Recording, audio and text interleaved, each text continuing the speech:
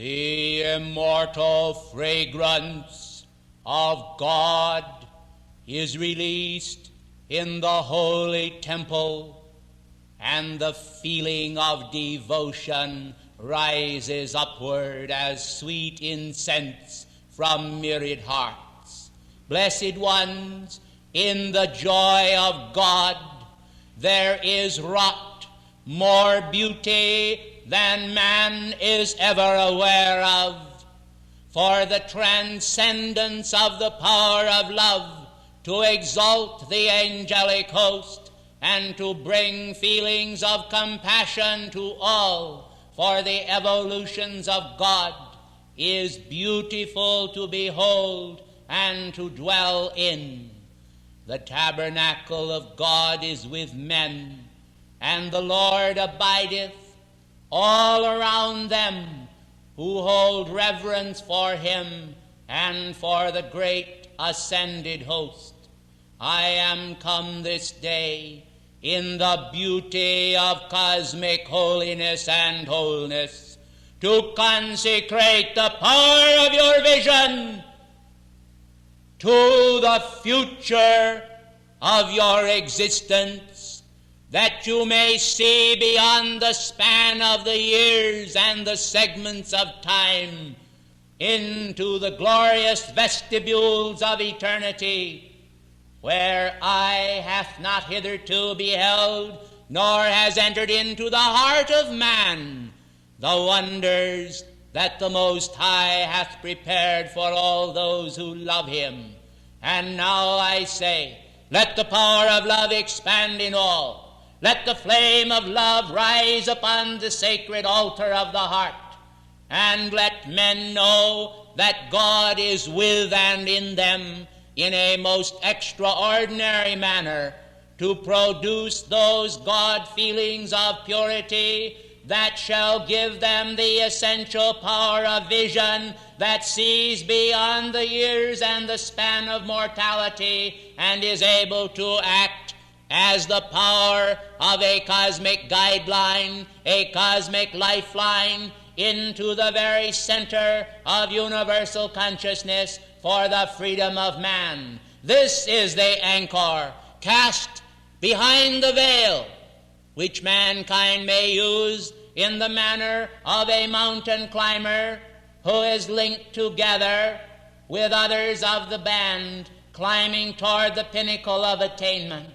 Oh, precious ones, if you would only recognize the connecting link between the angelic host and the Elohim, if you would only recognize the connecting link between the cosmic masters and ascended masters, if you would only recognize the connecting link between students of spirituality throughout the planetary body, and would work in divine harmonium with all who love the teachings of the ascended Master Saint Germain, in a manner befitting the great holy flame of freedom, not casting upon any the burden of your own human concepts or attempting to force others to your own way of thought, you would find a great outpouring of spiritual assistance descending from on high as the perfect indicator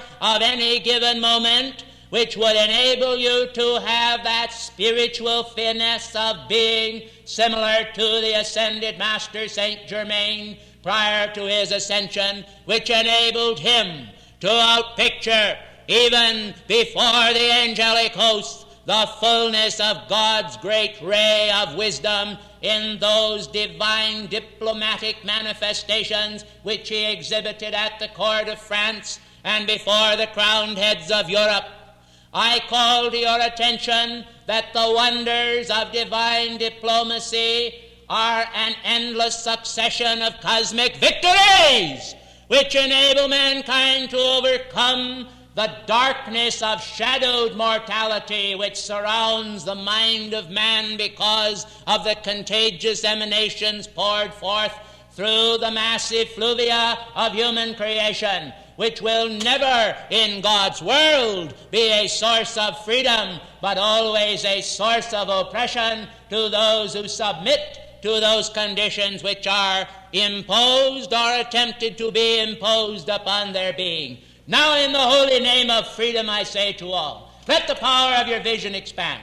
Let the power of God's light within you be a radiating glow ray to act as a sword of penetration, to pour through the night of human delusion and reveal the path toward infinite mastership that is to be found, posited within your own God presence. I am in you the mighty power of the cosmic vine, the connecting link and the divine authority which takes dominion over human reason and feeling and asserts for all time the victory of your own God presence in all finite as well as infinite affairs.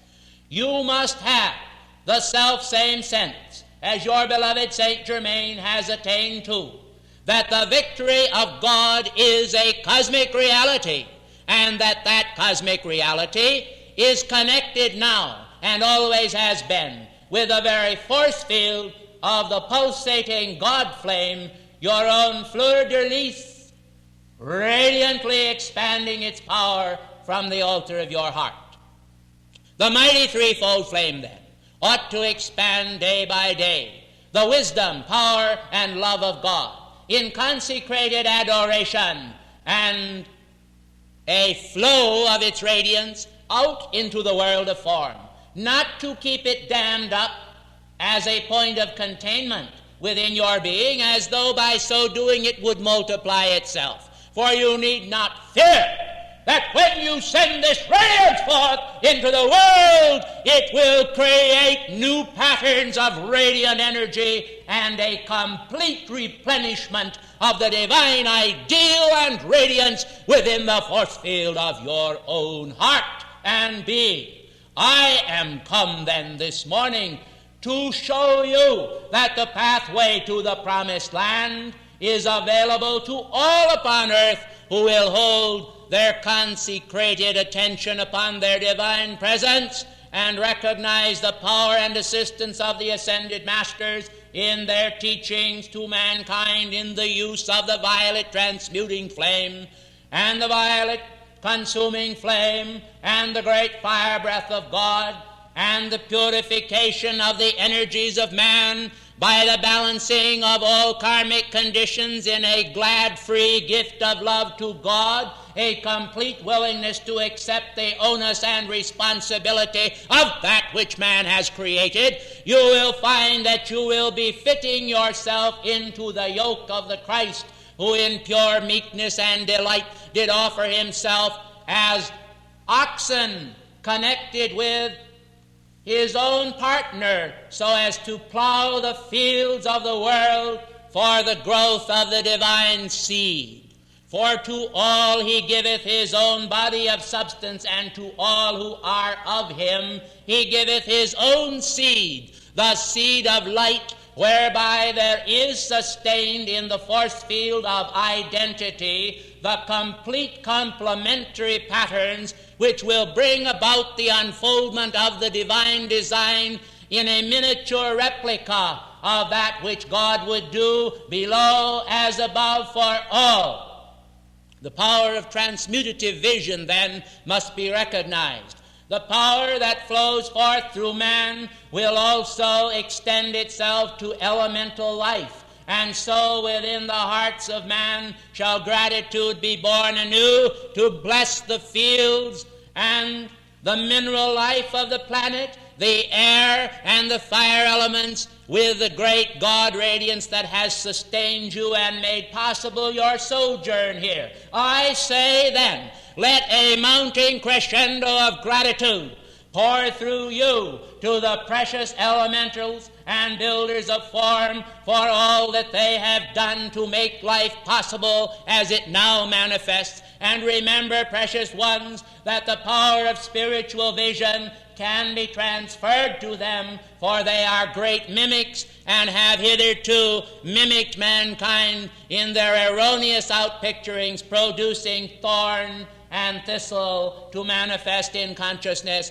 Now then, I say, let us highly resolve here in this convocation sacred to God and man to unite by the power of the 3 times 3, the angelic and the human and the elemental kingdoms, which are manifestations of God, and the mental power of consecrated divine intelligence through these cosmic gardeners, until the joy of the Lord, the Most High God, will so permeate them that their vision will be raised unto the effulgent knowledge of God, that shall enable them to become masters of their world and of infinite powers of perception, fulfilling the longings of your precious Saint Germain and others, to see them ultimately endowed, even perchance with immortality. For we cannot yet predict what shall be done through the power of love,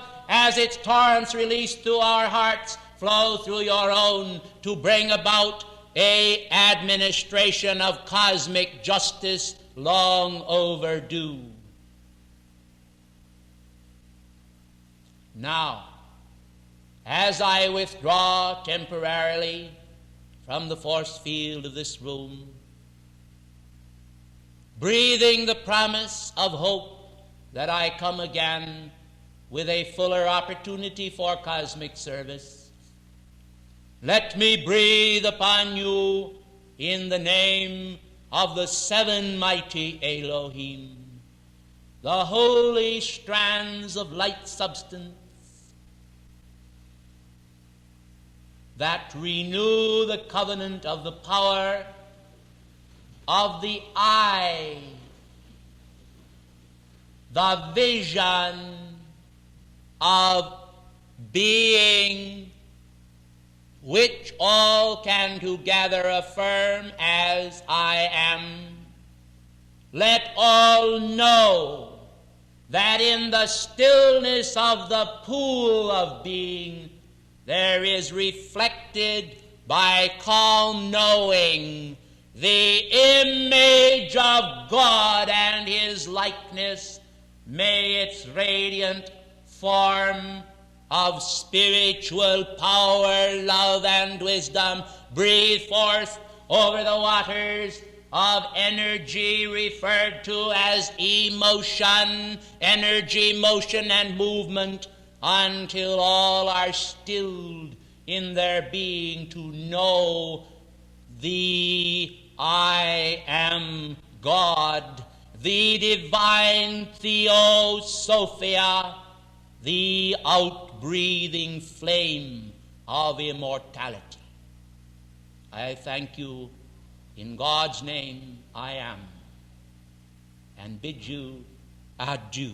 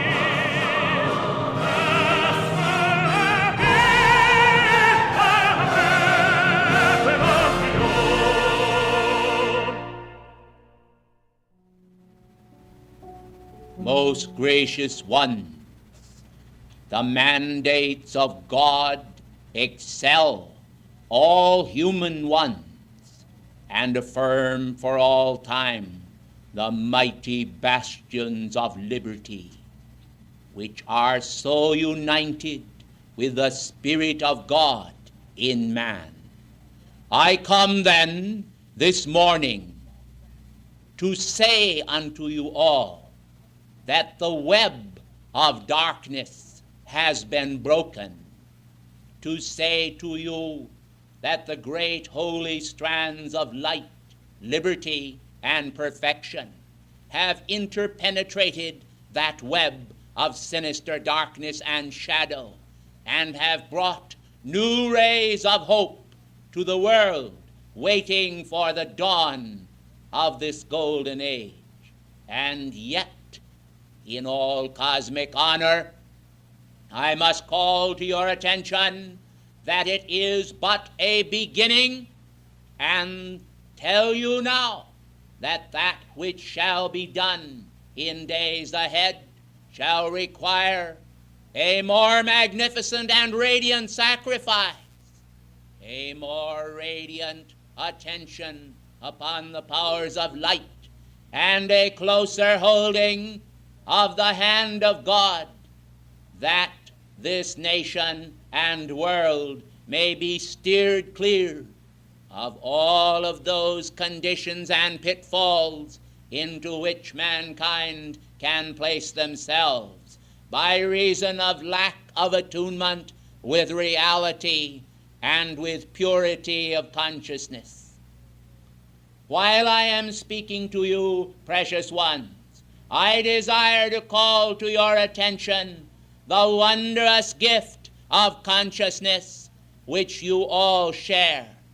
You are able to open your eyes to the dawn's early light and to behold the radiant patterns of nature in your outer world.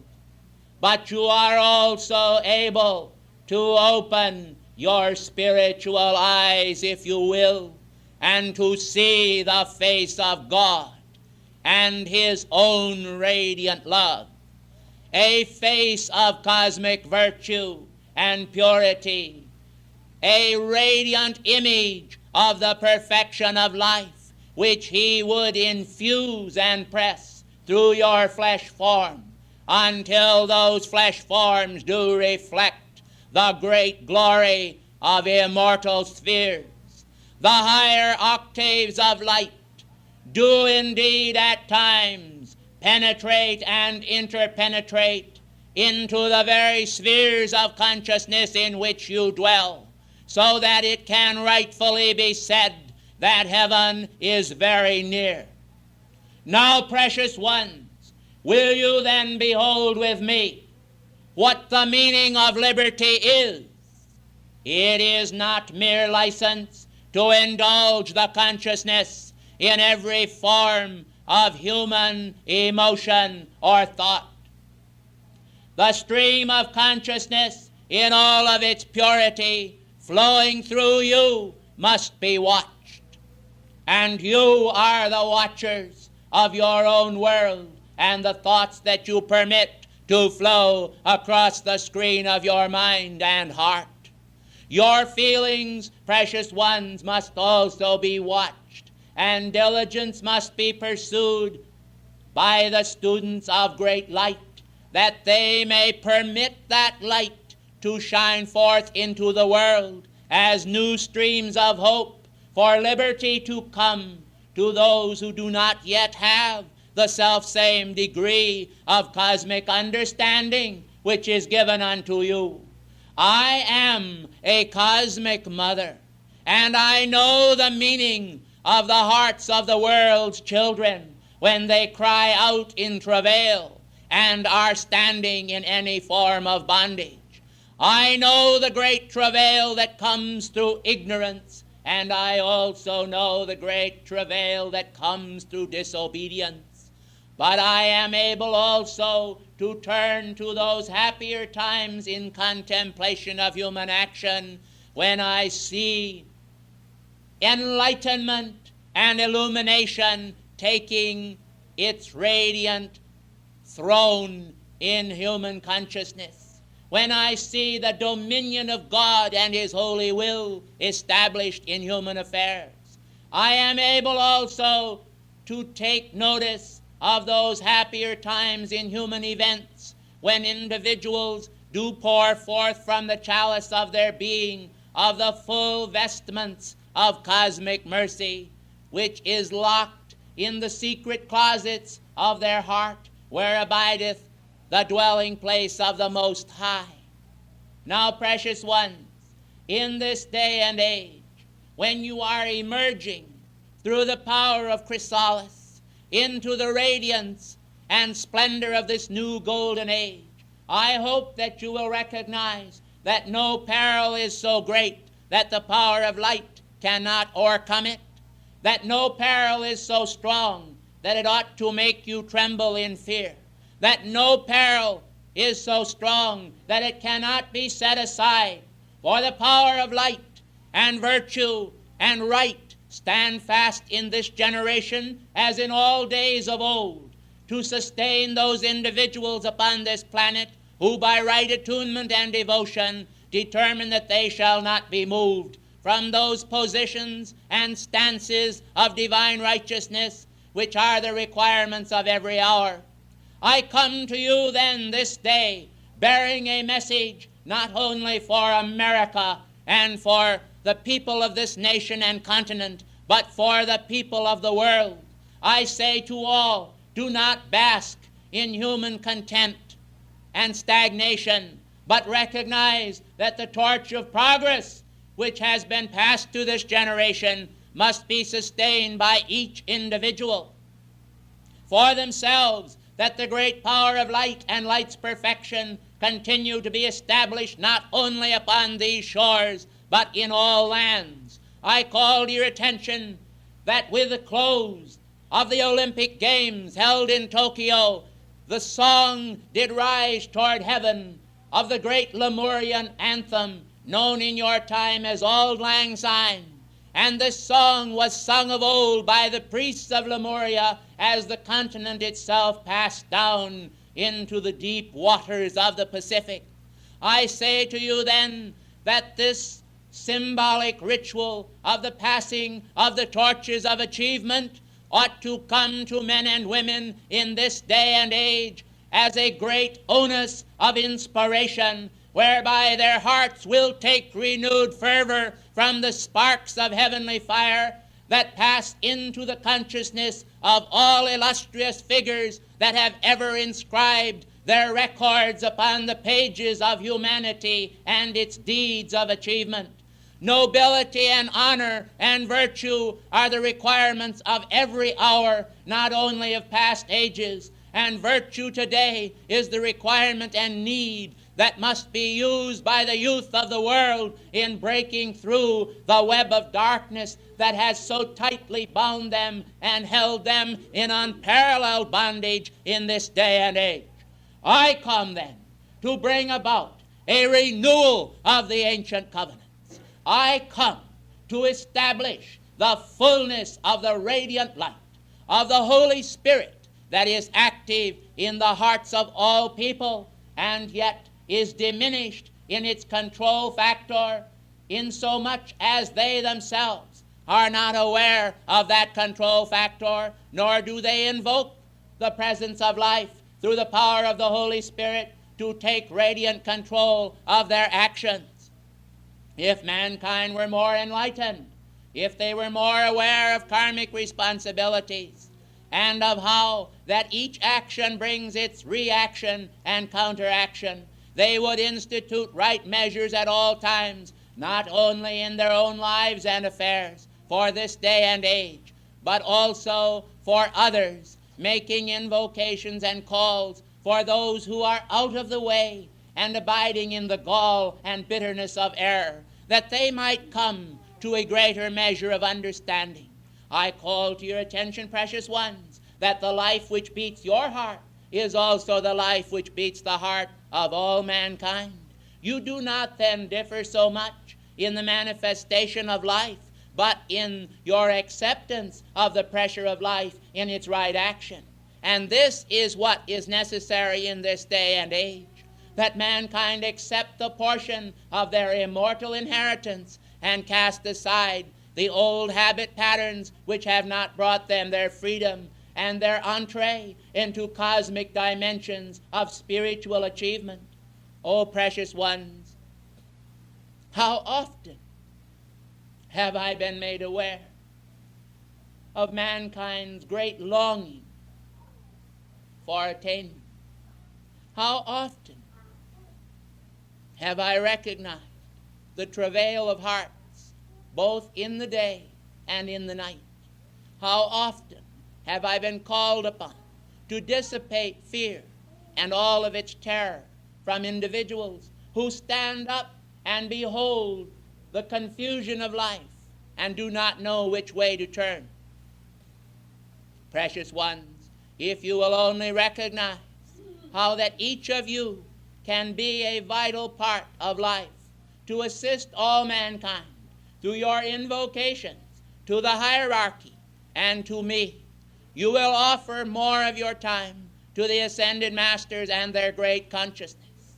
You will attempt in a greater degree, precious ones, to enter into that stream of their pure consciousness. You will have less concern for your outer self and its particular way, knowing that if you call unto God, he will surely answer you, and that speedily. It is a strange thing that individuals themselves, in all of their understanding, do not see clearly how that at various times they turn aside from the great light and are actually serving the Moloch of error. These individuals seem to feel that because they are doing a certain thing, that it is right. They do not seem to realize that the ego itself is not necessarily right in its action, although it is true that there are many things which individuals do that are right. Therefore, I call to your attention that individuals must also work from the level of motive, examining their own actions and contemplated actions to see whether or not they shall bring them the noble fruit of the Spirit which they themselves long for and call for in those moments when they are so lucid in the divine sense that they clearly see how little the meaning of their life is unless it is tied to spiritual liberty. Spiritual liberty is unlimited. Spiritual liberty is a cosmic gift. Spiritual liberty is expansive. Spiritual liberty reaches toward God and draws him down into the octave where men dwell. Spiritual liberty enhances and does bring about glory to all that which it touches. And this glory is like the radiant sun gold that lights the stars themselves, it seems, as even falls, and brings to each cloud the appearance of a golden lining. I call your attention then that all that life holds dear for all of you should also be brought into proper relationship to all that life holds dear for God. Is God your own mighty I am presence, not the fullness of life itself? I think so. Then that which your presence holds dear ought to be contemplated by you. For many times individuals, because of a long series of past events, permit themselves to become entangled in the thread of events and lose sight of the great cosmic engrams that are woven from the great cosmic light and recorded on the records of Akasha. I call your attention then this day that America and the destiny of the American people are the responsibility of all who dwell in this land. I also call to your attention that all who dwell in every land have a responsibility to their nation and world to carry out right mandates and right action for and on behalf of both human and spiritual liberty. For there are certain inalienable rights that are given to mankind here below, and there are certain inalienable rights that are in existence above. Just as individuals say, "Do not tread upon me," and refuse to relinquish their human liberties, so I say heaven itself, by the great law of karma, declares, "Do not tread upon me, for I will not give up the divine rights to exercise the will of God in this universe and to bring forth immortal perfection to the eyes of all." You are beholders, precious ones. And what is it that you behold? You behold consciousness. And consciousness itself, through the power of the senses, reaches out and sees and hears and feels and knows. But you must always remember that it is consciousness, and that this consciousness, which is God, is the energy by which you are aware even of self. Therefore, if you watch the action and flow of consciousness, you will be surprised at how you can perfect your worlds, for the actual secret mysteries of the universe, known only unto God, are a part of consciousness. It is like a beautiful thread which is placed down into a receptacle, and an individual reaches down and draws this thread out, and little by little the thread expands and becomes more glorious, until by and by it becomes a banner and waves over the land and world. This is the way it is with a little silk thread which seems to come just out of the mouth of a worm, and yet out of this comes the beautiful silk garments which the world prizes so highly. I call your attention then that this tiny thread of consciousness requires expansion, for it is linked to the great banner of God and His purity, the banner of peace, the banner of wisdom, the banner of strength, the banner of virtue, the banner of loyalty, the banner of victory, the banner of understanding, the banner of accomplishment, and the banner of overcoming. I say to you all then that this waves over the universe, and I say it should wave over the earth. Shambhala today, in all of its radiant perfection over the Gobi Desert, extends its radiance over the world. The radiation of peace, the radiation of purity, the radiation from the heart of Gautama, and the beautiful eyes of the Christ, also with all of their spiritual luminosity, turn to the face of each individual and ask this question: are you also one of them who serve in my band of light? As individuals behold these great eyes of soul, the eyes of the Christ, they must answer for themselves. And according to the ancient fiat, every knee shall bow, and every tongue shall confess that Christ is Lord, to the glory of God the Father. This interpretation then is given to all, that all may see that the Christ, or light fabric of their own being, the radiance of their own masterful perfection, asks this question of them, that the Father may be glorified in all, and that all may realize that they are not intended to come into manifestation merely to fear and to tremble, although it is better to fear and to tremble than not to tremble concerning the wisdom of God. But mankind are brought forth that they might pass from darkness unto light, from death unto life, from weakness unto strength, until all of the world's people become overcomers of all that which distresses them. Now, precious ones, there is a link in each of you that cannot be dissolved. This link is the life force that flows through your hearts and beats your hearts. This is a great gift from God. It often goes unrecognized and is not noticed. But I call it to your attention today, for through this great link and the thread of consciousness that results therefrom, as the power of this life manifests through your physical form and brain, you will find that you will be able to draw out from the strands of light substance right within your being the power to weave the beautiful wedding garment, that you might attend the marriage feast of the Lamb of God, who taketh away the sins of the world. For in much of these symbols is revealed much of the mysteries of the past. Man comes then to realize that the Lamb of God, which takes away the sins of the world, represents the purity of God, which is the purity of his own life. And it is the purity of his own life, then, that shall overcome all things and assert itself upon the altar of being, not as a blood sacrifice, symbolized by the red in your flag, but as a golden age sacrifice which replaces the red in color and brings into manifestation the golden age victory of every man, when the golden rule is enthroned for all, and when the sacrifice of mankind is recognized as the offering of that which is less perfect to that which is perfect.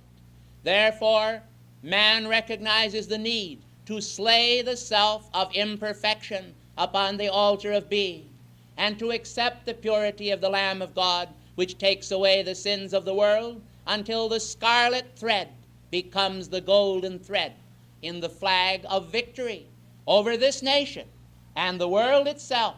For the stars themselves do sing forth joy to all mankind, even as Abraham heard of old, saying, I will make thy seed as the stars of the sky in number, or as the sands of the seashore innumerable. The great hum of the looms of heaven are heard now, weaving new currents of life for all ages. And I am standing here in your midst to bring forth those holy strands and carry them as great cables across this nation in the hands of those devotees that I have prepared so to do in this age. I know that the assistance which you give will also be utilized in the furthering of cosmic ends, for the end shall not be as men think it shall be, but as God sees it, and his beauty and his gifts of love shall be received in the beauty of cosmic liberty by all hearts. But this shall only be when the pressure of acceptance becomes so great that individuals press for the acceptance of the gifts of life, which are held in reserve as treasures of heaven for all. Precious ones, the mysteries of life surround you. It is like a sea around the fish that swim therein. And yet men cry out, water, water, where is water? And yet God is everywhere.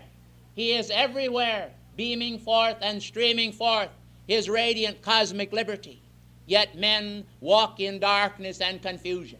When I first came here this day, I spoke of the web of darkness. I would like for a moment to say a few more things concerning that.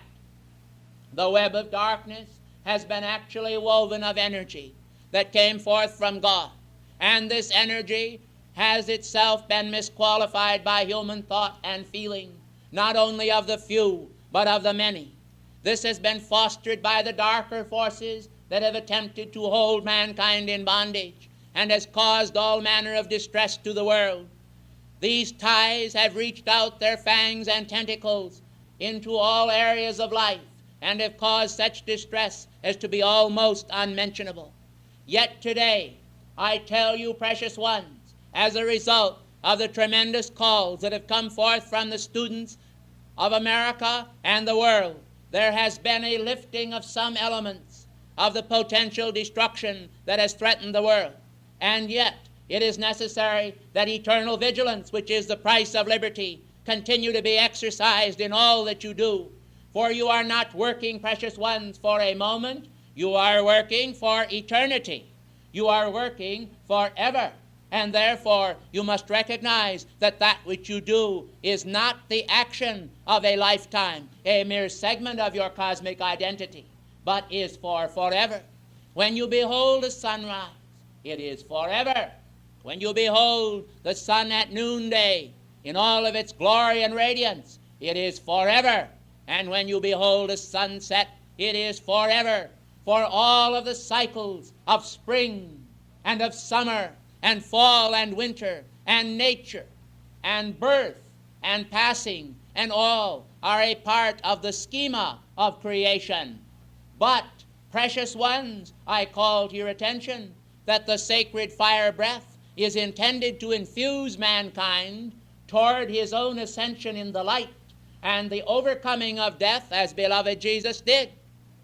It is not wrong then for individuals to contemplate their own victory over death. They ought to recognize fully that they have every right to change the atoms of their substance from mortality to immortality. But you cannot wait, precious ones, until the last breath to do this. You must take advantage of each precious moment that life gives to you and do your very best so that the forces of heaven may cooperate to the utmost in the establishment of those cosmic patterns in your world which will enable you to overcome without even passing through the change called death. Now, some men are not able to do this, and in some cases we are able to give them their ascension afterward. And yet, for others, as beloved Jesus and many others, we are able to draw them up into the victory of their ascension right out of their own human form until the beauty of the light, pulsating in all of its white radiance, lifts them up to the heart of God. But long before they entered the heart of God, they entered the heart of His goodness in all creation. Long before they ascended into the heart of God, they poured out their love to the entire universe. Long before they ever ascended in light radiance, they cleansed themselves of all feelings of hatred and impurity. Long before they entered into this glory of that world which is to come, they poured into this world in which they dwelled all of the radiance and love which they could draw forth from God and give to the world. The gift of the Christ was poured out in Gethsemane's garden, and the very flowers that bloomed in that garden absorbed the fragrance of His heart's love. And the essence and sweetness of that love has sweetened all eternity ever since with the wondrous fragrance which was actually captured by angelic hands and borne heavenward as a cosmic perfume and distillation of immortality so precious to the very heart of God. I say to you all then, in the name of cosmic liberty, you must not recognize the shadow shapes of the past ages of your own environments. You must not necessarily go back into the dark caves of human creation when you abode in lesser stature, but you must move on into the shape of that which is to come, the formless white light of God, the overcoming victory, the entering into the rainbow rays of His immortal substance, communion with the angels, the opening of your spiritual eyes to behold the kingdom of God all around you, and the recognition that all that is past is meaningless in the light of that which is to come. For that which is to come is the fullness of your victory. And let every moment stand as a moment most perfect to assist you to obtaining that. And then I know that liberty will mean to you what it means to me. For I am immortally free in that great light.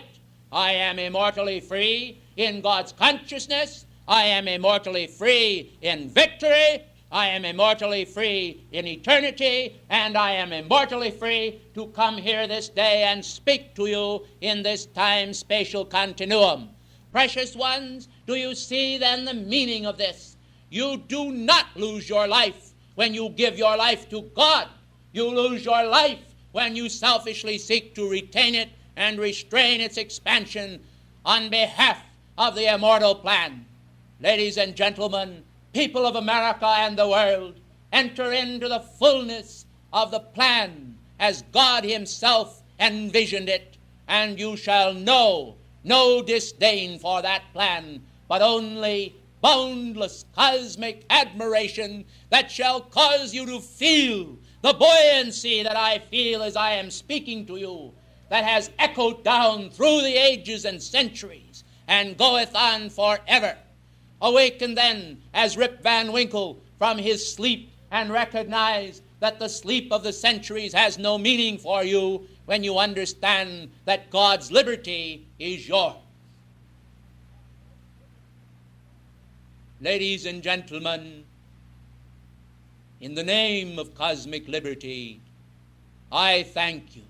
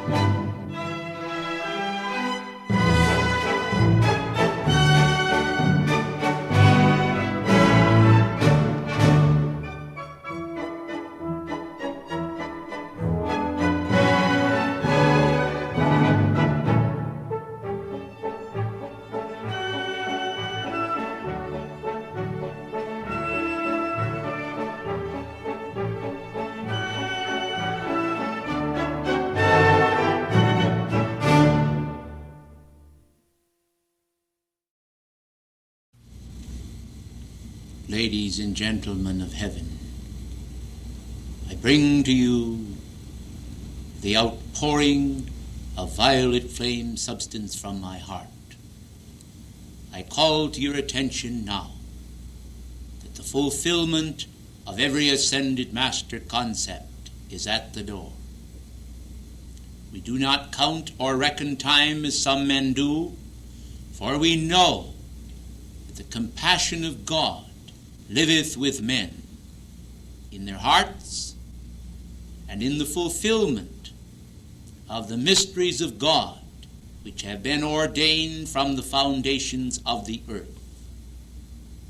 The intellectual brilliance of man has been developed from some of the multifaceted rays of divine intelligence, but it is not complementary to the deity unless it enters into the heart of completion of the divine idea.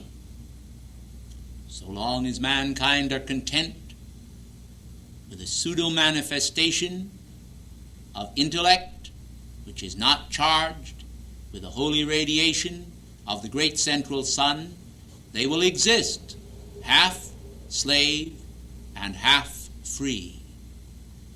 When the power of freedom, forged on the great golden anvil of golden hearts, beating and sustaining the delight of golden age minds, casts the mighty power of liberty's flame upon the screen of life, mankind will express the dawn of the new age and the beginnings, the tender beginnings, as green shoots have long risen from the heart of the earth, and the buds have long appeared in view, and now we await the full unfoldment of the flowers of spirituality. In speaking of the flowers, I remind of the Christ and the words, "Consider the lilies of the field, for they toil not, neither do they spin. But I say unto you that Solomon in all his glory was not arrayed like unto one of these." And as I gaze upon your consciousness tonight and behold the action of beloved Mother Mary, consort and queen of heaven's purposes, I realize that she has breathed into the lily flame of your hearts some of the sweet essence of her understanding of the divine design. And I am aware that the power of her effort shall not be in vain, for we shall weld together human hearts and make them wholly divine. This is possible, for we have on our side cosmic forces undreamt of by mankind in his outer world philosophy. The actual experiences of mankind upon this planet are measured as are the hairs of your head. Mankind today do not realize fully that they have but a limited number of seconds, minutes, hours, days, and years. Decades and centuries are not theirs of necessity. They have the promise of the next moment and no more. And yet the Most High has given unto all the promise of a life upon which the sun never sets. The words of the foursquare city ring out yet in the consciousness of all. For the Lord God is the light of that city, and there is no night there. Night is significant, blessed ones, of a state of consciousness, and the state of consciousness which is of the night worketh in the darkness, whereas the power of light works to illumine mankind, to shed light upon his pathway, and to bring him the power that breaks freedom's chains. As you go out into the marts and commonplaces of life, if you will gaze upon the faces of mankind, with the immaculate concept, of course, it would be impossible for you to see aught except the divine expression. But if you gaze also with the power of perception and ask yourself the question as to what is acting, in order to discern what is acting, that you may reject it for that life stream and produce the immaculate concept in action there, you will realize that mankind fall within the confining power of egoistic smothering, whereby they actually cut themselves off from the very life essences which would vitalize their bodies, physical forms, and minds, and transform them into a living God upon the planetary body. Heaven, in all of its radiance and power, has never refused to grant grace unto mankind when that grace was earnestly requested.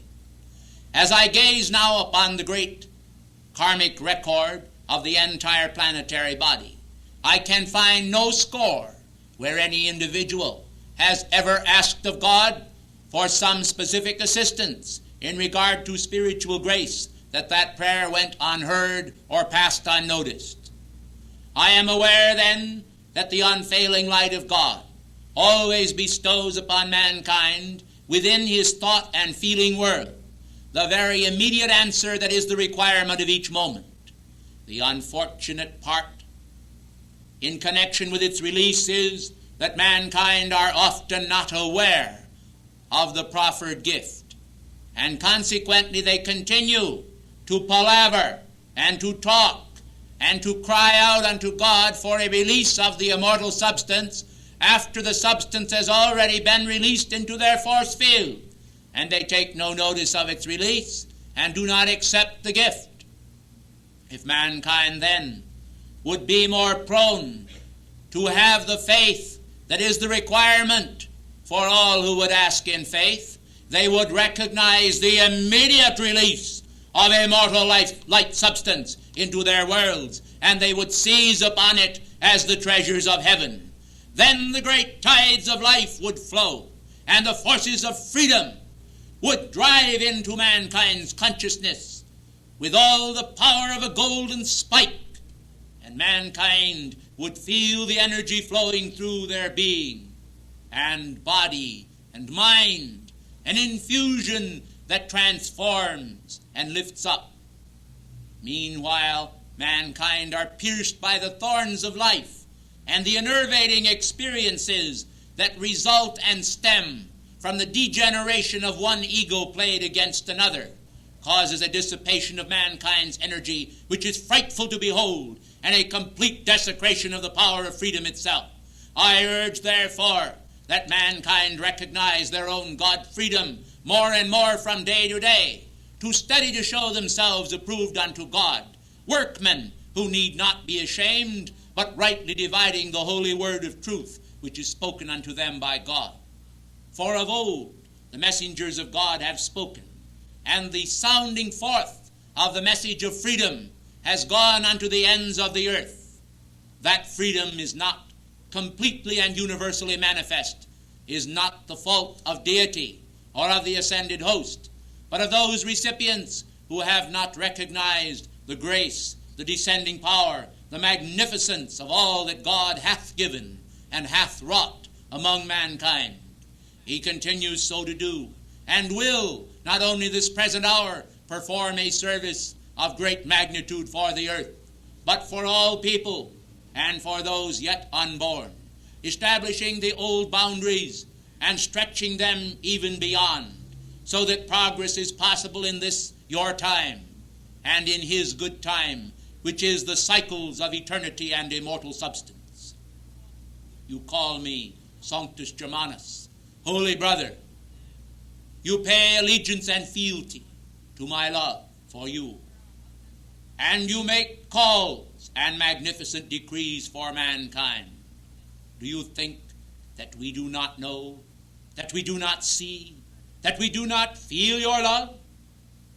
Those who think so must indeed feel that we are insensitive to the patterns of perfection evolving in your world. And this is not truth, for we are sensitive and perceptive to the very least among you, and are more than willing to shed abroad great drops of our love, so that you may actually bask in the holy anointing, the unguents of heaven that are released into your world to make it possible for you to feel the gift of life in a more resurgent manner, that the stream of God's love and his golden light may come to the very gateways of your heart, and as a floodgate of joy raised up, the ancient and iron portcullis to the castle of man's being goes up, and there is a sigh of relief in heaven itself. For now we say the legions of light can march in, and mankind can feel that their citadel, the citadel of being, can be kept by the Lord's hosts and by those who have dominion over the powers of light and freedom. For freedom is not brought about by chance or by happenstance, but freedom is ever the result of consecrated effort and of an immortal sense of destiny, which knows that life must yield when life is commanded by God design. So long as individuals feel that they themselves have no power whatsoever over the powers of light that are within their hand, they have none. For man himself, in his own thought, does much direct the course of his own energies, whether knowingly or unknowingly, and the path that leads to freedom is ever one of recognition and attention. Recognition that the power of God and his grace can be conferred in this age and day upon all who will accept it. And freedom, and a new sense of freedom each hour, when the old doldrums of human discord and despair and dismay descend upon the consciousness as a black shroud or pall of darkness. Cast it off then. It is unwanted. Why will you cause yourself the misery of wearing these garments?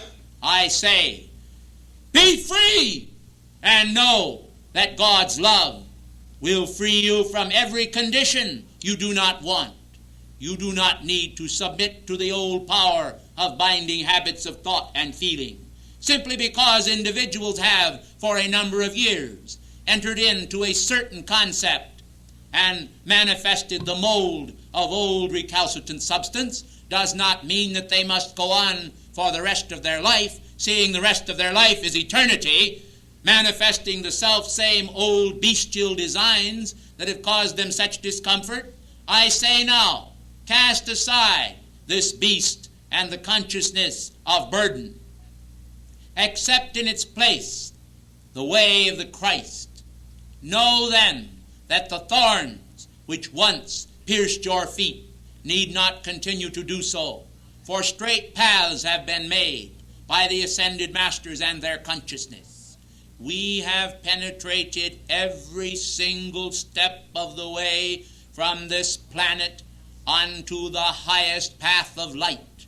It is true that we have walked upon the Via Dolorosa, the way of sorrow and the way of pain, but we have passed beyond it as you shall, and we have entered into the heart of God to find the fashion of his ways and his angelic messengers, to be comforted by their power, and to feel the wonderful manifestation of God's light absolutely penetrating all of our substance. And now I say to you, do you realize, precious ones, that when you were born as an infant, you yourselves were given a tremendous impetus of God power as the threefold flame within your heart, when the form was tinier than it now is and did not exhibit its present grossness of form by comparison. The flame within you was even bigger than it is in some of you at this hour, for there was no weight of accumulated karma of this embodiment to enclose the flame round about, and in many the flame has actually shrunk in size. I do not refer here to this audience, but I am referring to mankind universally, for I find that many here have expanded their flames until, by comparison today, their flame is much larger for their physical form. Therefore, I today would commend you for that, but I am certain you are not content to bask in this simple radiation of the threefold flame of life within you, even though it be twice or three times the size of that which it was at your birth and nativity. I feel certain that you will wish to see it expand still further until the density patterns of your existence are themselves no longer an impediment to the free flow of life. For actually what takes place, blessed ones, is this, that there is the stoppage of the release of this immortal substance and its flow through your worlds. This is what causes the aging condition and calcination of the physical form. For when the actual fire of God comes in through the fresh oxygen into the lungs, and the bellows thereof fan the flame of life within the heart, and the blood carries the wondrous power and radiance of the fresh oxygen as the fire of God to every part of the body temple. It is intended to renew the cells, one and all, through the entire body, and actually cause the light within each cell to penetrate through that cell the very substance of immortality that would transform you and change you as in the twinkling of an eye into the ascended state, so that from the beginning, when a tiny body comes forth as a baby, the ascension process is intended to start, and therefore there is a tremendous resistance to disease in the infant child, which is imparted through the very life flow of the essences from the mother herself, when the child is still connected via the umbilical cord.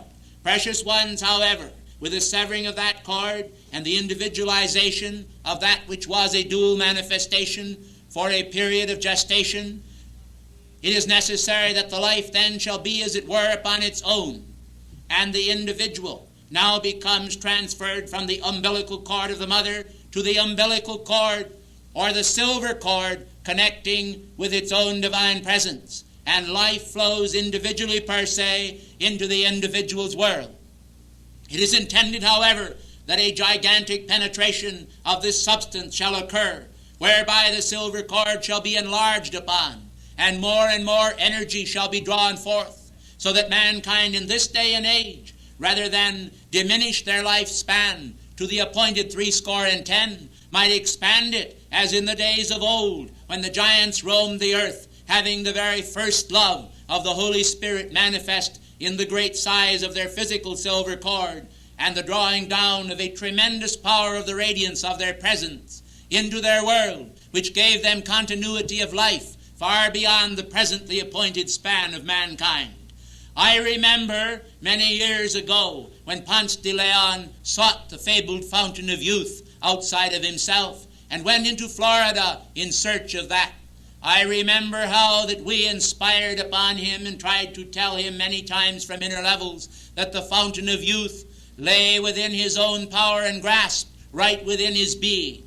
But he continued to search for it outwardly, as many do, through the cosmetician's art, and through the eating of food and vegetables and various forms of elixirs and pills, vitamins and other sources of nutriment, many of which are good and are of value to individuals.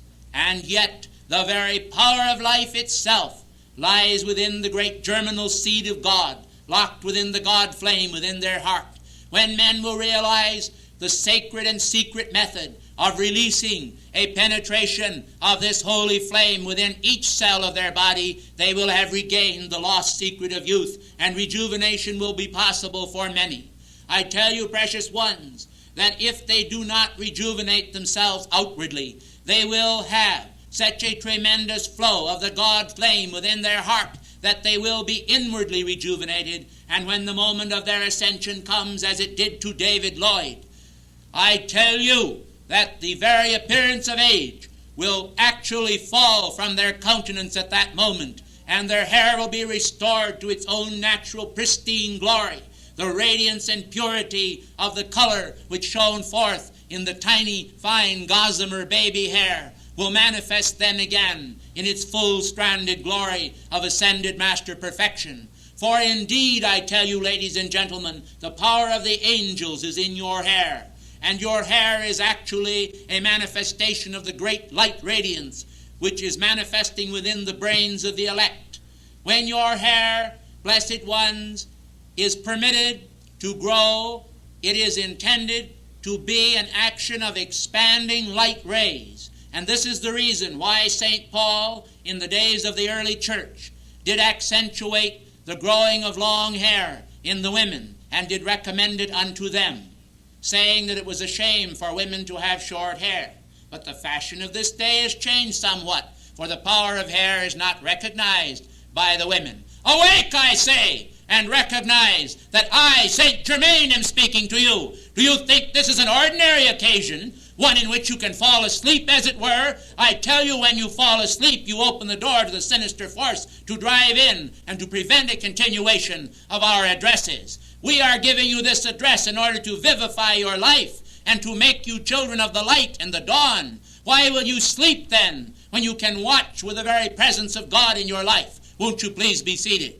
Ladies and gentlemen, the time of our toleration is past. We are determined that those who will be revivified in this day and age shall manifest it, and we are determined to separate the sheep from the goats. We tell you, ladies and gentlemen, we do not want any of you to be goats. We want all of you to be the sheep of the Lord, and we want you all to follow the straight and narrow path. Therefore, I say to every one of you, personally and individually, I do not want you to accept for 1 minute that you cannot stay awake and be alert to our dictations. For I tell you that this is an opportunity which many may have only once in a lifetime to hear us prior to their ascension.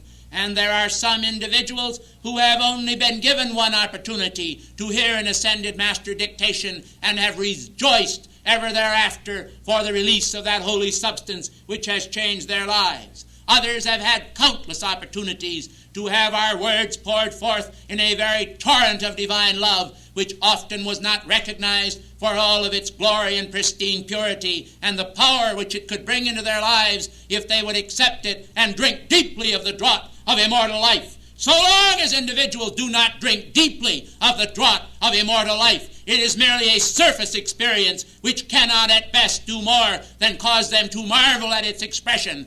But when men and women and children throughout the world will feel the great life tide flowing from the heart of God to give power over the waning moon substance of their worlds, the emotional power and the power that cannot control the feeling of energy within their being, and when they take dominion over the forces of their mind, the power of the sun stream of divine wisdom, they will realize that God has of old released his energy to the earth and is releasing it to this day. But those who are alert will have the power to perceive it, and all others, it will seem to them as though a voice had but spoken in the night, and the language seemed but as a foreign tongue, and the message passed unnoticed, and it is as though ships passed in the night, the one going east and the one going west, and these twain would never seem to meet unless the soul itself would greet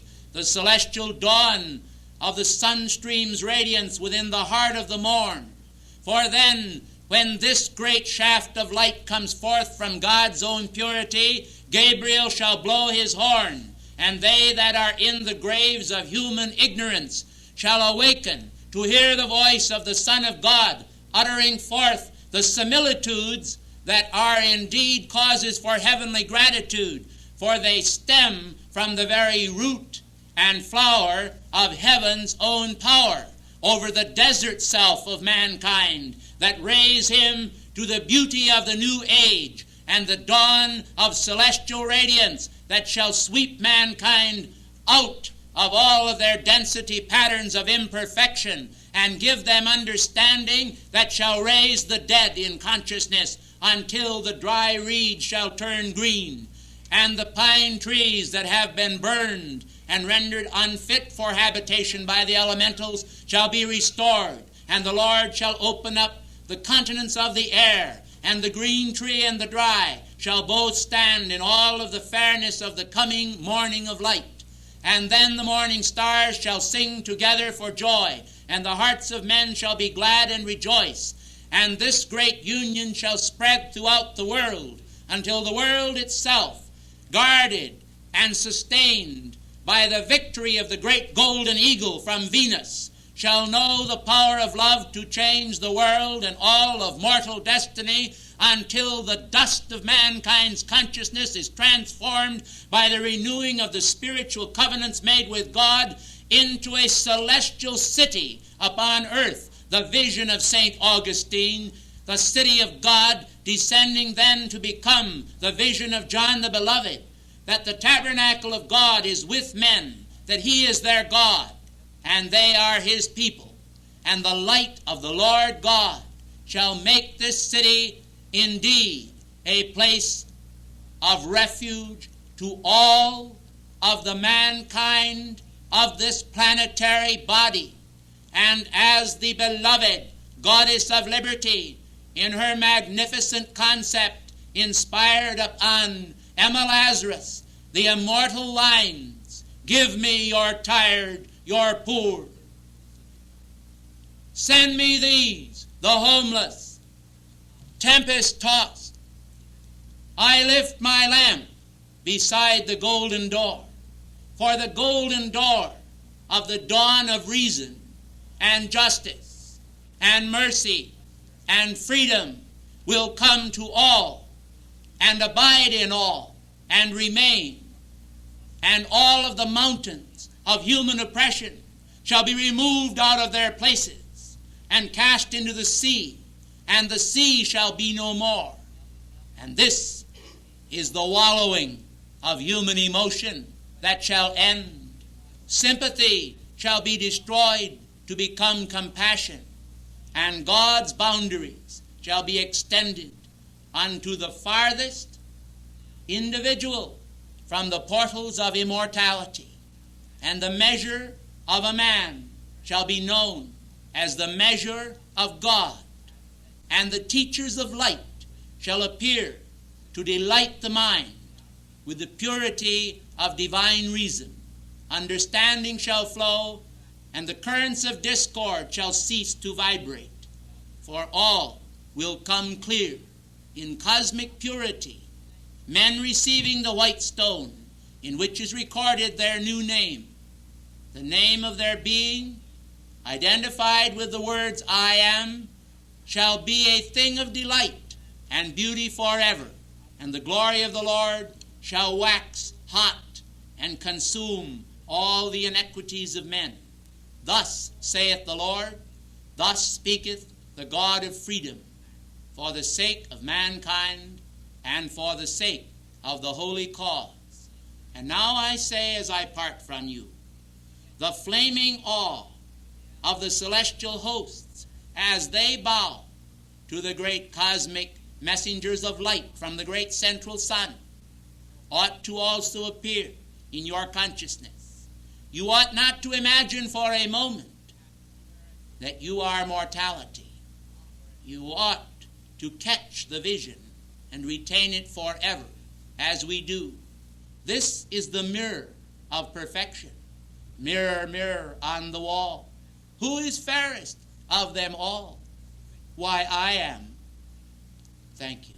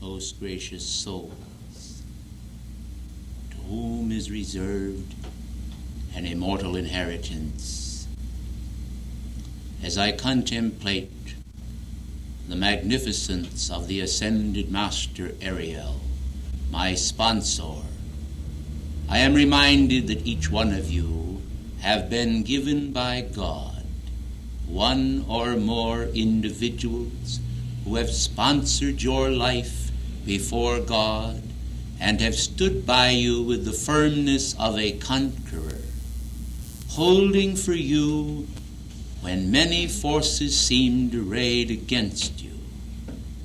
A beautiful concept of your divine completion. Some of you lived long ago in the ancient Mayan civilizations. Some of you lived in warmer clime by far even than here. And the sun-baked plains and steaming jungles of the world were the place of your abode. You fought against the element and the elements in order to survive, and yet were able to live in a relative measure of happiness and security in a time far more difficult than the present one. The great dangers inherent within this current civilization are not so much alone from the destructive possibilities resident within man's material discoveries, but still stem from the unregenerate and uncontrolled impulses of man. Therefore, as I contemplate the holy plans of the Darjeeling Council, and I recognize their valiant struggles for and on behalf of this great world society, I am reminded that the Ascended Master's love is intended to be imitated by the planet and its people. And I urge, therefore, a sense of wakefulness on the part of mankind that shall enable them to take full advantage of such measure of divine charity as has been vouchsafed unto mankind, most especially those individuals whose thoughts tend to bend upward rather than downward. For you know, precious ones, it may seem a bit strange to you for a moment, but individuals often fall to one or more polarities, some to the north and some to the south. They seldom abide at the equator of being, which of course relates to balance. And as a former elemental, I am well aware of the importance of balance in the emotional substance of the world, as well as the mental substance. For it was our forte to deal with both feeling and thought, and to hold feeling and thought in a compassionate sense of balance, that we might interpret in our natural expression those beauteous and radiant manifestations of the inner planes of nature, and cause the outer expression to be verdant and symmetrical with the charm of the angelic and divine consciousness. Now, precious ones, individuals who have great difficulty in holding the balance of their existence are frequently what you might term a malcontent, one who is discontented with themselves, and consequently will find no difficulty in transferring this particular and specific feeling to another. For it is somewhat difficult for individuals to be honest with themselves and to say, I was at fault in this matter. And they seek a scapegoat, one to whom they may impute some measure of responsibility for their own lack of self-control. You can see then, precious life streams, how that in this day the chemistry of man's thoughts and feelings play a vital role in the unfolding of society, and even in the unfolding of a religious pattern and a sustained momentum that shall glorify God and the God in man.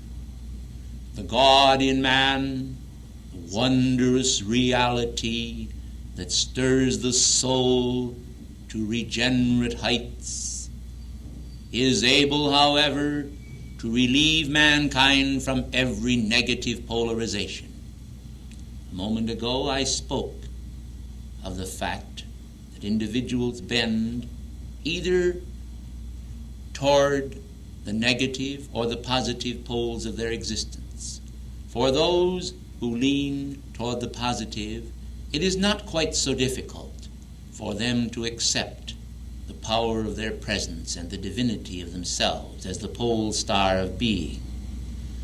They find it most difficult to accept the world's thought and are not too comfortable when steeped in it or surrounded by the thought of the world and its discord.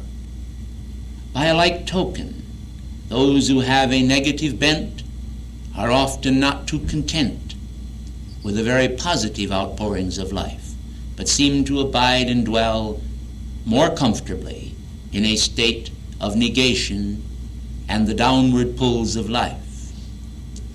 Now, as you observe this fact and truth about material creation, please take note that there is only one correct attitude, and that is ever the positive, which ought to be accentuated first and foremost by all. Therefore I say, let those who have a positive attitude become more positive in their affirmations of God's love and presence, and let those who have a negative attitude toward life, or even toward their presence, supposing the presence itself may neglect them, shed this unwanted and undesirable quality now, before it destroy their happiness and prevent them from manifesting the beauty and purity and simplicity of holiness. I call to your attention that a negative, slanted person need not remain so, for reorientation is possible, and the very basic drives in man can be altered and the course changed right in the middle of life. After all, if it were not so, a certain number of people would always be sliding downhill, would they not? And the universe is moving in upward spirals of light. Therefore, you see, those who will may, if they will, find their salvation in the great upward currents that elevate the soul of man and his consciousness. Now, as we deal in words and forms and thoughts, many times individuals do not fully appreciate that which is happening unless they are able to think in the abstract form. Consequently, we so often employ the divertisement and yet beautiful expression of a divine symmetry in words. Therefore, we use thought forms, we use concrete examples, so that mankind may appreciate through the power of symbology a more breathing awareness to them and their consciousness of the great divine advices which are calculated to free mankind from his own vices and direct him to the devices of salvation, whereby through the employment of the correct attitudes and feelings and the correct thought, men may find their freedom.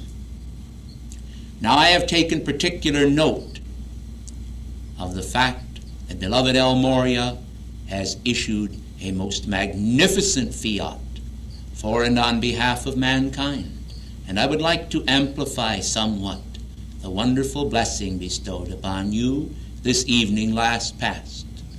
For, ladies and gentlemen, there are a number of nefarious acts on the part of mankind which I wish to make clear are not so much organized below as they are on the negative inner planes. Do you understand, precious ones, that when I use the terminology negative inner planes, I am not referring to the inner planes of divinity at all, but to the planes of psychic manifestation and the consciousness of those who fluctuate almost free of the Godhead, deriving little energy from God, but pulling their energy through the psychic strata and the substance of mankind. This is a vampire activity. These are cosmic leeches, consciousnesses, or a consciousness, if you will, which tends to pull downward and rebels against the universal order of God's kingdom of love. Because God has given to all consciousness the entitlement of life, He has not deprived these individuals of existence, but He has cut off the steadfast flow of power into their worlds because they have not merited it. They have then turned to mankind through their superior knowledge over the minds of the ordinary individual. And they have caused individuals to release the God energy which God has given to them for their own salvation. They have punctured the balloon of air, of vital life force, within the aura of individuals upon the planet who are not aware of their nefarious vampire action. And they have withdrawn the substance of light from individuals and used it to misqualify the very substance which they have taken with the wrong and shadowed type of energy, and sent this forth as a poisonous stream into the consciousness of the world and its people, to divide, to confuse, and to conquer. This is great truth. There is no error whatsoever in this statement. And I tell you, ladies and gentlemen, when you consider the need of this hour as a successful spiritual warfare, you will understand the meaning of victory in the fight for divine power and virtue to express here the love God intends. You see, precious ones, there is never any question of the love of God for every part of his creation. Even these recalcitrant brothers of the shadow that walk in darkness are loved of God, but not for the nefarious acts which they do. They are loved because they also derive their life from him and were created for the same pure purposes as all other parts of life. God has not made one soul to wax black in spirit and another to express cosmic Christ purity and charity. He has made all to express beauty and the jewels of his perfection, and he has given to all the fullness of that at any given moment which the individual can accept in faith that he is and that he intends to bestow all of the bounties of his kingdom upon his lovely children. I have come from the sun just recently, where I was able to stand in the sun gold radiance of Alpha and Omega and watch as the weavings were made of the covering substance for the holy cherubim that guard the very central veil of the Most High God. And as I stood in utter awe and rhapsody, beholding the spinning of this magnificent veil, for it is a veil, I was made aware again that the eye hath not seen, nor the ear heard, nor entered into the heart of man the things which God hath prepared for them that love him, to the called who are according to his purpose. And therefore I mention this to you today, not in a mere passing fancy, but as a gentleman of heaven and as a friend of the Master Ariel. I mention it to show you that heaven too has its lures, and by reason of the great radiant lures of heaven, I think that the psychic net has nothing within it whatsoever except glitter and Mayic glamour and temporary satisfactions, and I could not commend it unto any. For the only commendation which I can rightfully bring to you, O blessed ones of God's kingdom, is the holy anointing oil of the Holy Spirit itself, and the perfection of the inner spheres of being, and also the great symbolical manifestation of nature which you see around yourselves. Precious ones, that visible portion, like the iceberg arising from the sea, is only a part, and a small part at that, of the great substance of the Eternal One, which he himself would make known to you all. And as I ponder the glitter and glamour of the world, the tinsel and the gaudy manifestations, the garishness and the hues that are not divine in aspect, I recognize how that man also has aborted the color spectrum and caused mankind to yet abide in the consciousness of the fire engine red and the sordid black of the dark magicians and the dark forces. It is a strange thing, but individuals remain so confused, even those who profess to have a spiritual consciousness, that some actually feel that there is a regal quality about black, and they feel that about red there is a quality of life and vivaciousness. They do not know the sinister activity involved in these colors, or they would never feel so. For the black is the symbol of death and of nothingness, of nihilism and of destruction, whereas the red is the symbol of uncontrolled passions and the impure use of the creative force, the stains and blots upon the soul of man, the shedding of blood, and the destructive actions of the world. Those who would follow the Christ then do not use these colors in their wearing apparel if they once understand the law, but they put upon themselves the more beautiful pastel rainbow hues, which bring the angelic powers down upon their head and draw to them the love of elemental life and the great God feelings that will inspire and fire and infuse and transfuse spiritual life into the souls of men. O precious ones, as you gird up your being to sustain itself in a divine radiance and to separate yourself from the old patterns that were so unsatisfactory, recognize how that Master Morya and the Darjeeling Council are directing a new order of the ages even this year to surge forth right in the midst of those individuals who have already held such a great focus for the planet. This means that you are transcending yourself, and I congratulate you. For as you accept the wondrous fiat of Master Morya, and as you become more and more affiliated with the Grail concept of the Holy Spirit, which makes the consciousness of mankind a repository for the holy energies of God, you become partakers of the Last Supper and communicants at the Lord's table. We do not deny that individuals exist whose very nature is to betray their best interests, and therefore the voice of the Christ spake also to them and said, "That which thou doest, do quickly."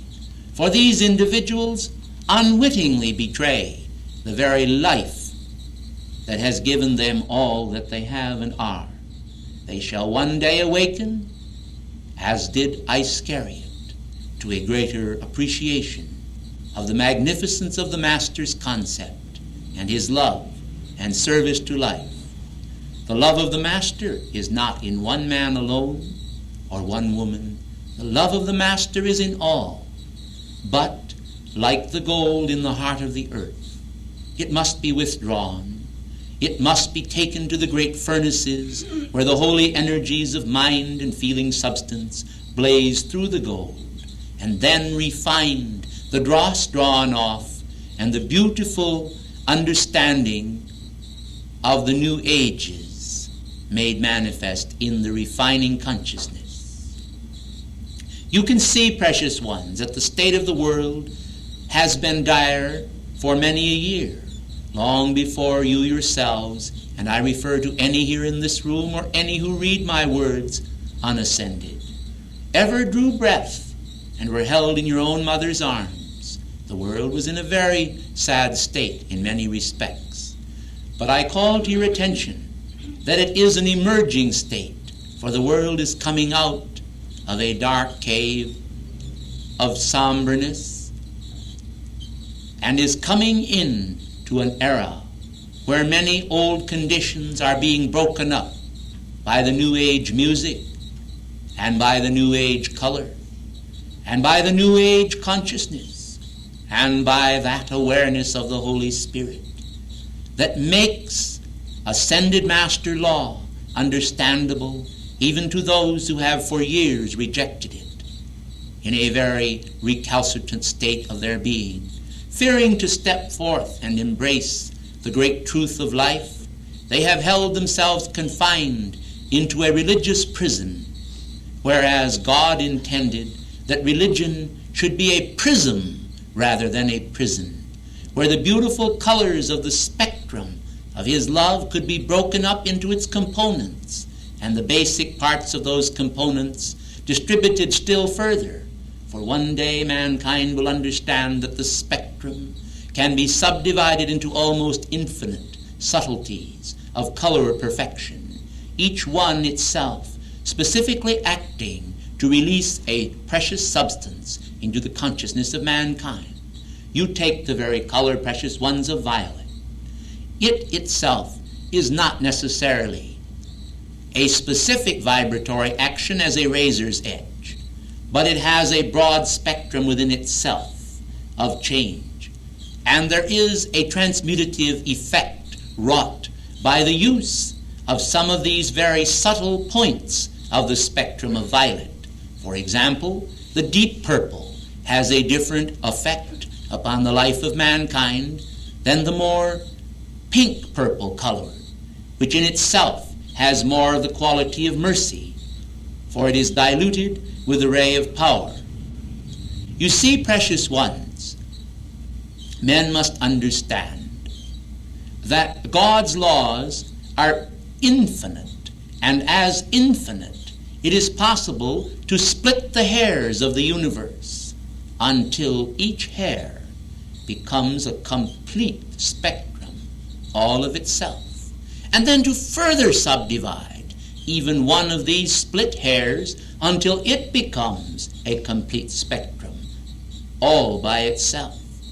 And there is, for practical purposes, almost no limit to the degree of hair splitting which mankind could indulge in. However, I am not exactly making a pun here, but I'm stating a great cosmic truth.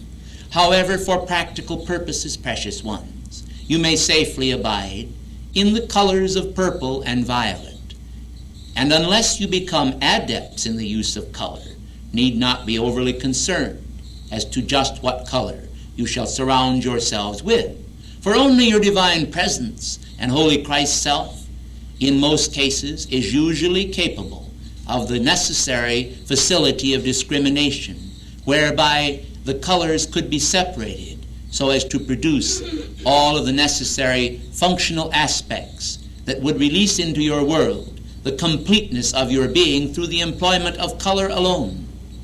However, as you grow in mastery of the science of color and energy, you will find that many processes hitherto undreamed of by you in your philosophy or thought will open themselves unto you as unfolding vistas, and majesty will come into your consciousness.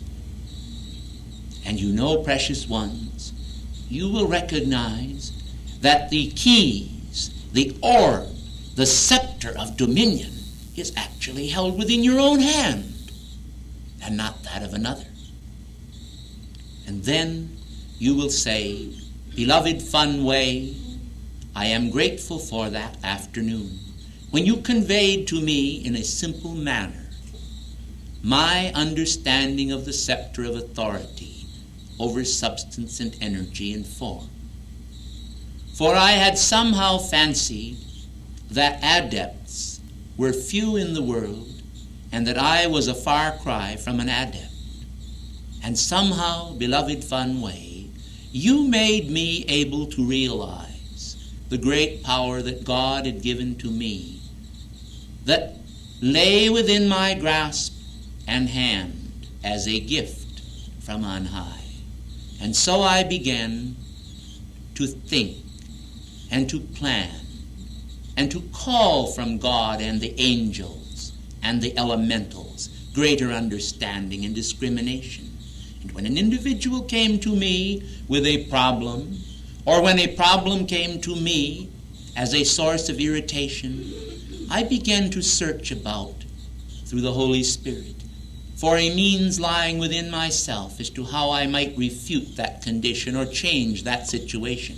And so holy energy suddenly welled up within my heart, and I realized that the power of the threefold flame, the power of the unfed flame, was a scepter of authority.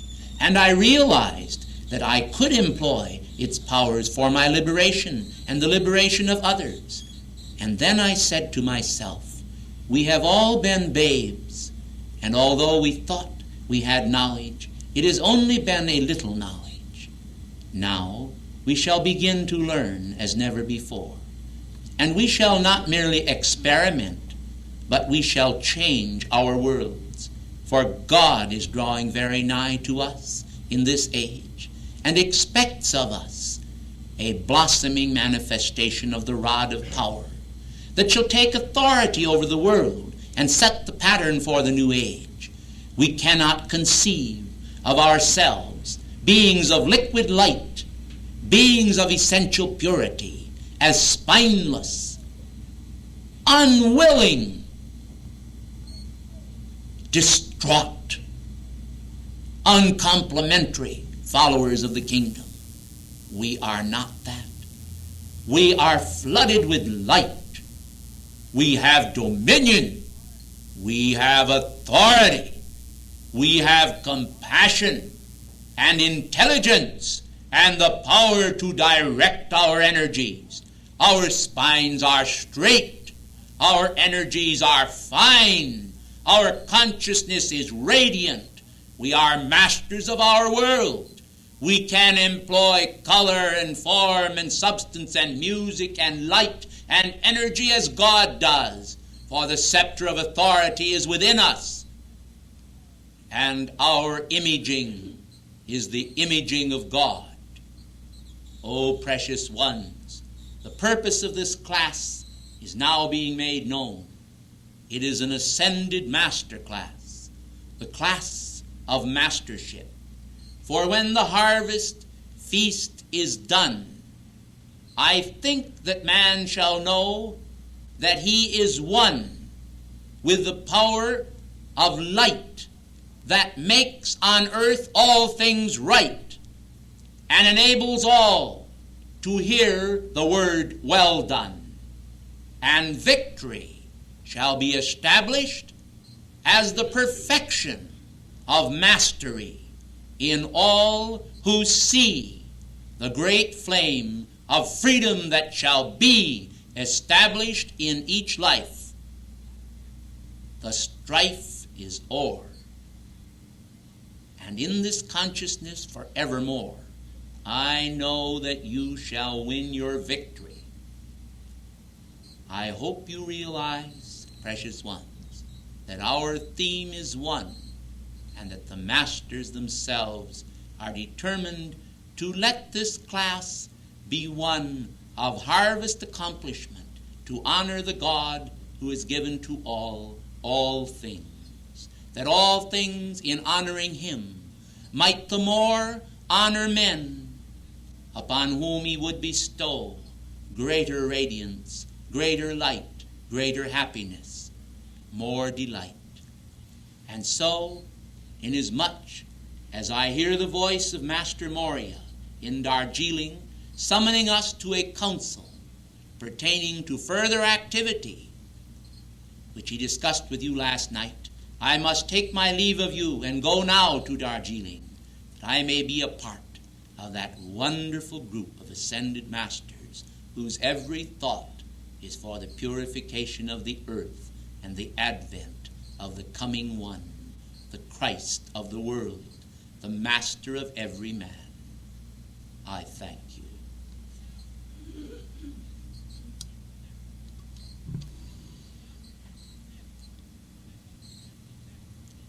Please rise.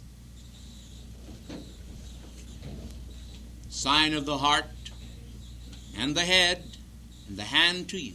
May the peace of your presence abide with you wherever you are, wherever you go. May the glorious peace from your presence flow. Sign of the heart, the head, and the hand to you. May the mighty power of your God presence abide with you and give you your victory over all outer conditions and flood the world with the light of God that never, never, never fails.